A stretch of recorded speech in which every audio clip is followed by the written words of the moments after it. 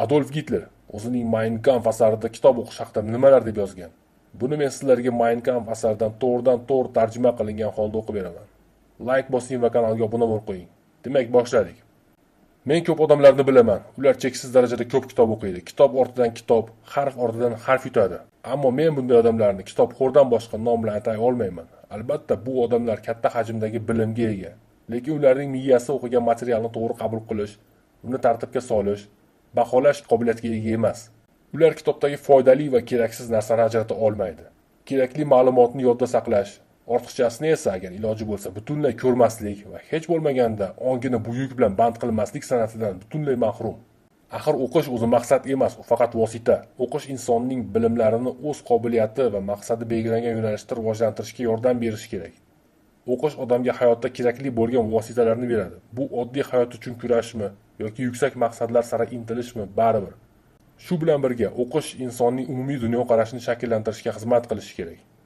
Har qanday holatda ham o'qilgan materialning mazmuni miyada kitobning mazmunlar ro'yxati shaklida emas, balki hayotiy dunyoqarash tarkibiga mos tushadigan, to'g'ri joy egallaydigan tarzda bo'lishi kerak.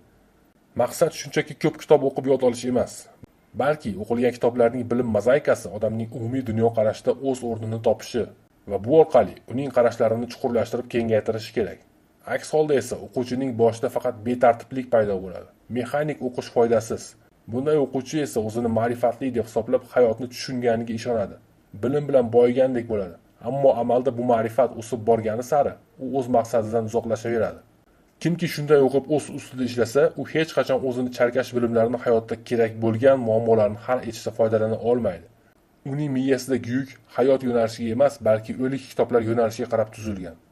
Va uni hayot qayta-qayta kitoblardan haqiqiy foydali narsalarni olishga undasa ham, bunday bechora faqat qayerdadir o'qigan sahifasini eslatib o'tadi, lekin uni hayotga tatbiq eta olmaydi. Har qanday favqulodda vaziyatda bunday donolar kitoblardan analogiyalar va o'xshashliklar izlaydi va tabiiyki, barmoqlarini osmonga sanchib teskari joyga tushadi. Ammo o'qishni to'g'ri bilgan odam har qanday kitobdan, gazetadan yoki risoladan haqiqatdan foydali, vaqtinchalik emas, abadiy ahamiyatga ega bo'lgan narsalarni ajratib oladi. U yangi materialni avvalgi bilimlariga qo'shib o'z qarashlarini aniqlashtirish va mustahkamlash uchun ishlata oladi. Agar hayot uning oldiga yangi masalani qo'ysa, u o'z xotirasidan aynan shu vaziyatga mos keladigan bilimni tezda topadi. Miyaga yillar davomida yig'ilgan bilimlar orasidan aynan keraklisini safarbar etadi. Faqat shunday o'qishgina ma'noli va foydali bo'ladi.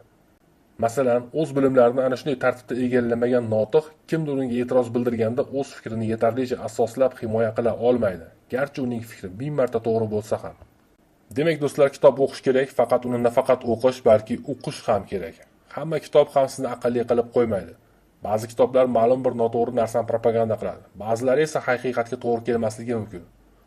Kitob o'qinglar, fan, ilm, mutaxassislikni egallanglar.